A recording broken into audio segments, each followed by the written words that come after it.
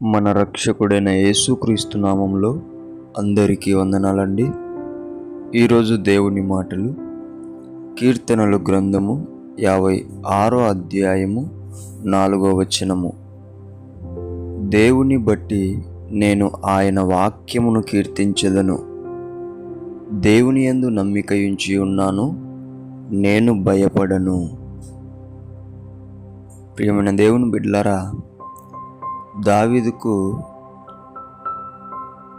ధైర్యముగా ఉండడానికి కారణం ఏంటంటే ఆయన ఎప్పుడు కూడా దేవుణ్ణి కీర్తిస్తూ ఉంటాడు. ఆయన ఎప్పుడు కూడా వాక్యమును కీర్తిస్తూ ఉంటాడు. అందుకే ఆయనకు గొల్యాతు ముందర కూడా అంత ధైర్యముగా ఉండగలిగినాడు. దేవుని బిడ్డలారా, మన జీవితాలలో కొన్ని రోగాలు వస్తే మనకు భయం కలుగుతుంది. ఇంట్లో చిన్న సమస్యలు వచ్చినా మనకు భయం కలుగుతుంది. ఎవరన్నా ఏదన్నా నిందలు వేస్తే ఏమవుతుందో ఏమో అని భయం ఎప్పుడు కూడా ప్రతి విషయమునకు భయపడుతూ ఉంటారు కొంతమంది. నీవు కూడా అలాగా భయపడుతూ ఉంటున్నావేమో. ఒకటి దేవుని బిడ్డలారా, మనమందరం కూడా జీవం గల దేవుణ్ణి వెంబడిస్తున్నామని మనం మర్చిపోవద్దు.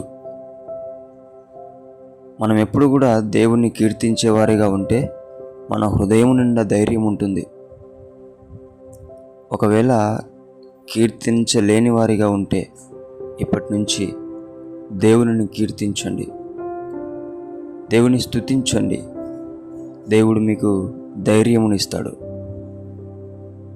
ఎటువంటి సమస్యనైనా, ఎటువంటి రోగాన్నైనా, ఎటువంటి మాటనైనా కొట్టివేయగలిగిన శక్తిమంతుడు దేవుడు.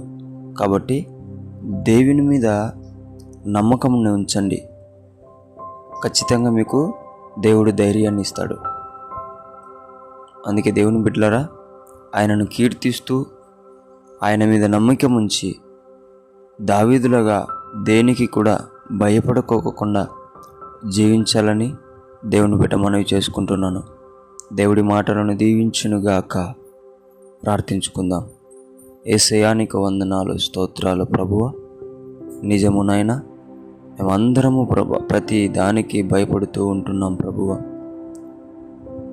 ఇక నుంచి అలాగన ఉండక దావీదులాగా ప్రభువా నిన్ను కీర్తించి నీ మీద నమ్మకం ఉంచి ధైర్యం పొందుకొని దేని విషయంలో కూడా భయపడని వానిలాగా మమ్ములను నీవే తయారు చేయమని యేసు నామమున ప్రార్థిస్తున్నాం తండ్రి. ఆమేన్.